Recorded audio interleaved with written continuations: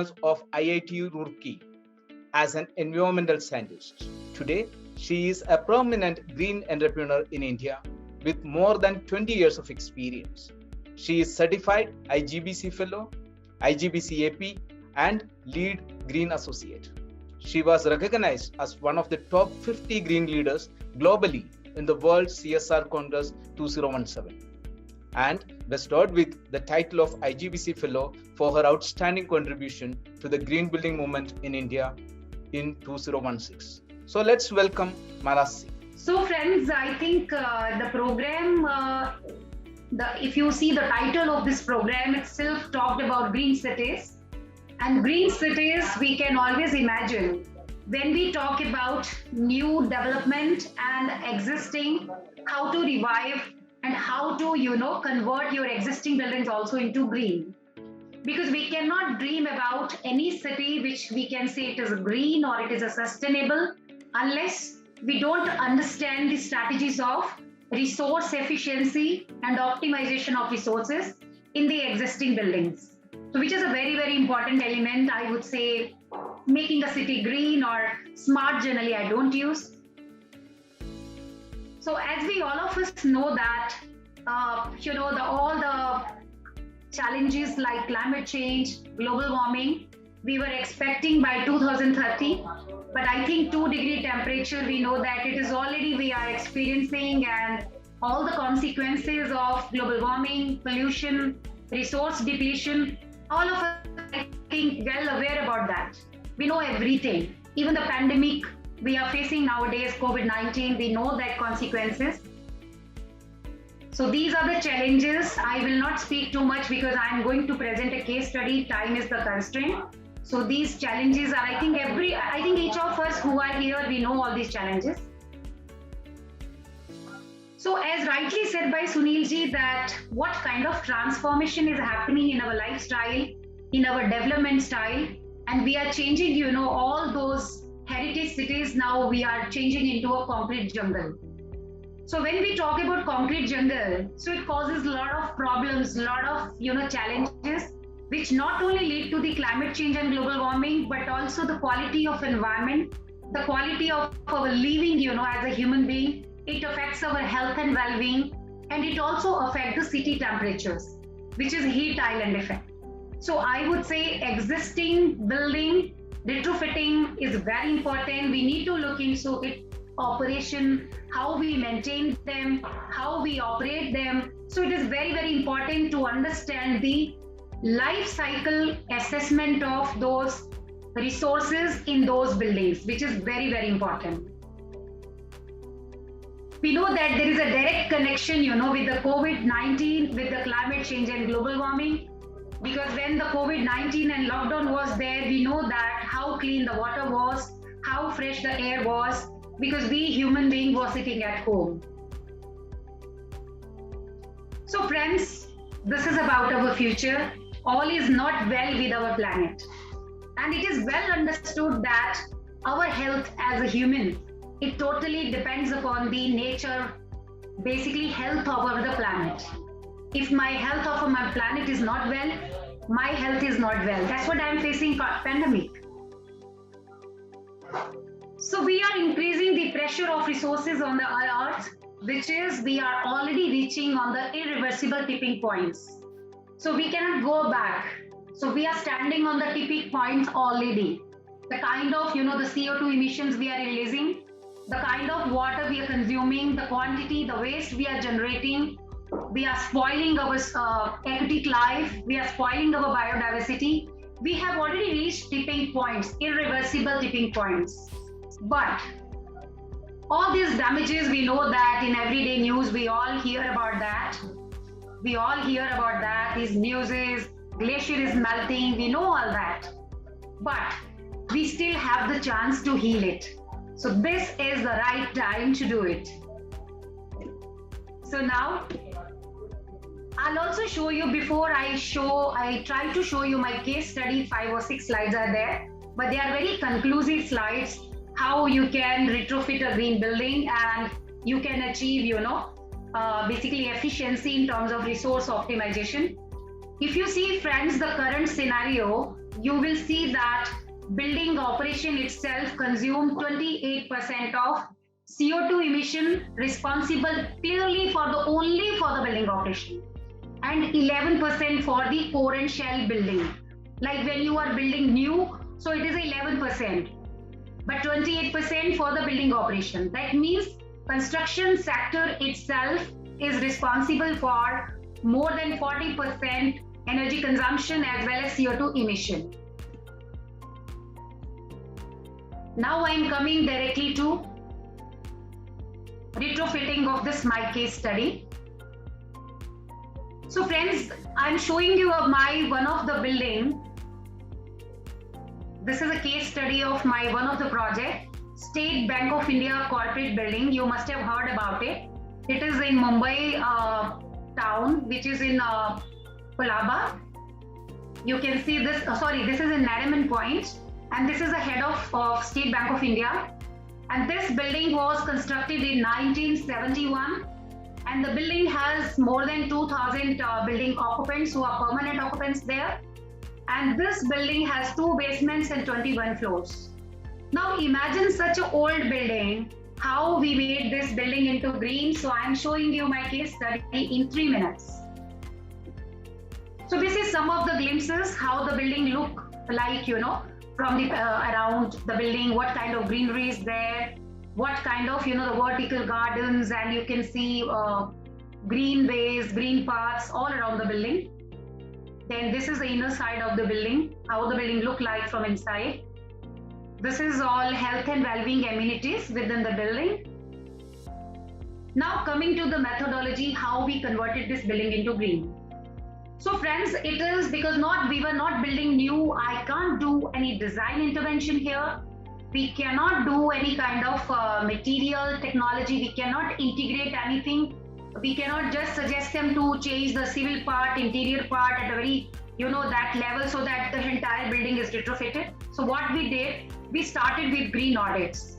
And green audits means when we talk about energy audit, we talk about water audit, we talk about waste audit, indoor environmental quality audit. But the most important part which we did in the beginning, that's the ROI analysis. This is what, basically your client is interested when it is an existing facility and you tell them you change your building into green. So they have a fear in their mind because they feel that, this building is already constructed, we are already operating. So if I make this building green, so how much cost I'm going to bear? This is very, very big, I would say mindset, you need to change of the owners. So cost benefit analysis is very, very important. Now I'm showing you this journey, with this particular building.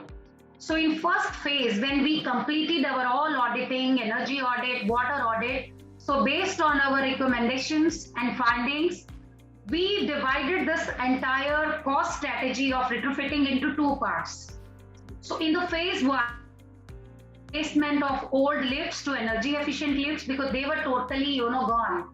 So the lifts were consuming huge amount of energy as per the energy audit report. Then we changed all the lightings into LED. Then we also added 30 kilowatt solar power net metering system on the same roof. And we also added cooling tower of HVAC system. We also changed that with new technology so that, we can have more climate friendly technology for achieving better saving. And in the second phase, what we did, then we did small changes. In first phase, we did main changes, major changes. But in the second phase, small changes like their STP was 48 years old.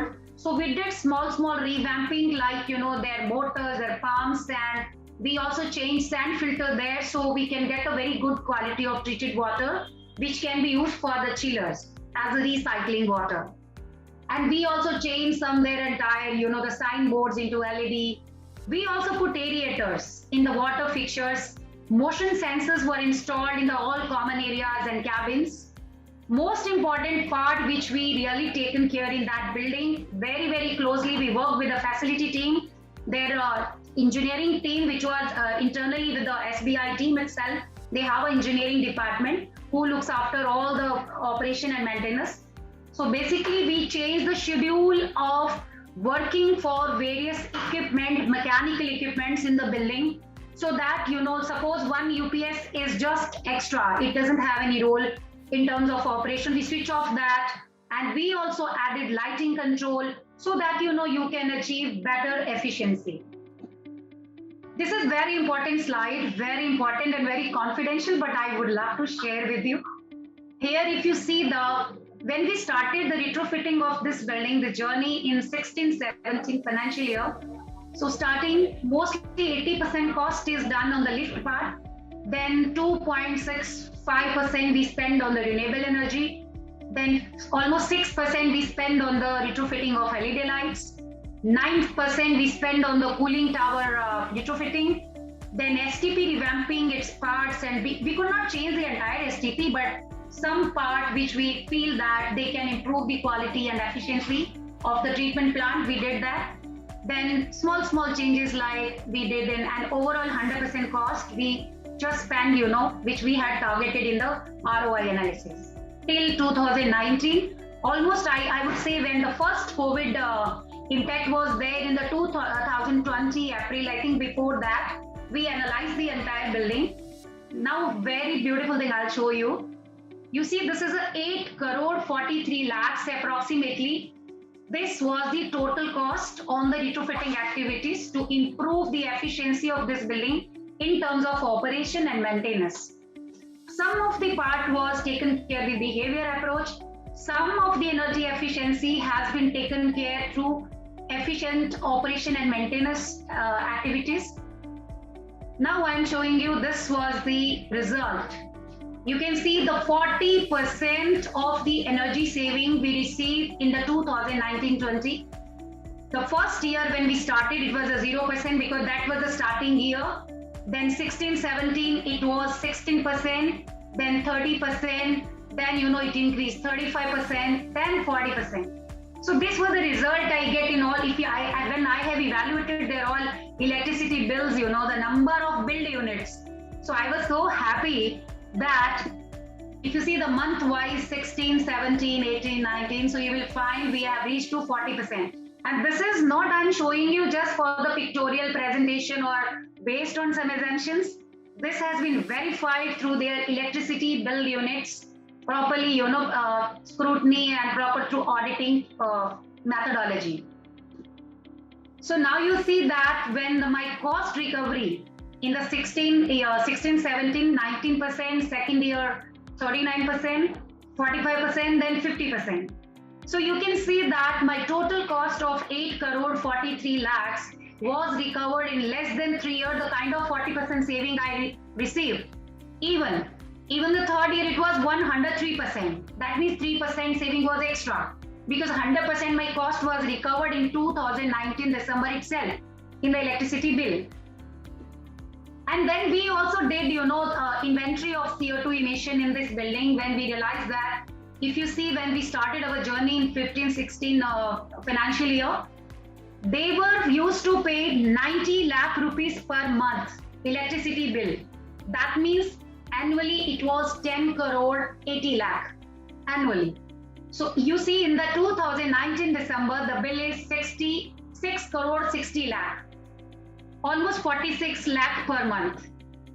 So I think in November it was 54, then it became in January, I remember it was around 46 lakh it has reached. Because after that, we stopped our assessment in 2020 January because after that, the COVID started and building occupancy was 50%, so obviously their electricity bill will reduce automatically. And this data and this assessment and result is based on the full occupancy when the building was fully operational before COVID. And we were able to save 2,649.23 tons of CO2 emission. So now see the people when they feel scared, how to convert existing building into green. So there is always a hope, only your mindset is important here. And let me tell you friends, not only the CO2 emissions, because we followed here a holistic approach, because we wanted to make this building a green building. So we touch upon the water, we touched upon the waste issue, we also touch upon the biodiversity. We also looked into the indoor environmental quality. So we added, some technology intervention for fresh air supply. We improved the fresh air. We also retrofitted a lot of water features. So basically, these were small things which were added holistically to make a building green, so overall sustainability can be achieved. So these were some of the pictorial evidences which was already implemented on the site. So these are some of the pictorial evidences, because I don't have time, so I'm just showing you. And you can see this is the building. And friends, we got silver rating in the 2018 because my saving was that time almost 25%. Then when I reached to 40%, again we upgraded. Then we got the rating gold here. I'm showing you this as well. Then we upgraded this rating in a gold. Now, they have more thirst about platinum. So I love this approach when you give an agenda to your customer to improve their efficiency and to make them green in a very holistic manner, so that they also have a personal satisfaction that they are achieving the results, and the improvement and performance in the building you can experience in real sense, which is in terms of quantifiable numbers. It is not, sir, just something, I'm saying that this is a certified green building, but unless you don't operate, you don't maintain that building using a sustainable approach, I would say the building cannot be a sustainable building. So very important, that aspect. And friends, you will be glad that I would love to share with you. We also get Excellence Award for this particular building for the Performance Challenge Award last year in the International Green Congress. So this was the State Bank of India, and now they are making all their buildings green. Because when I gave this award to the chairman of SBI, they were so excited, and they got their passion, they got inspired. Now they want to make all their buildings green. So this is what the kind of journey we should create, these pilot models, and we should inspire the society, we should inspire the stakeholders. This is what I believe in terms of real results on ground level.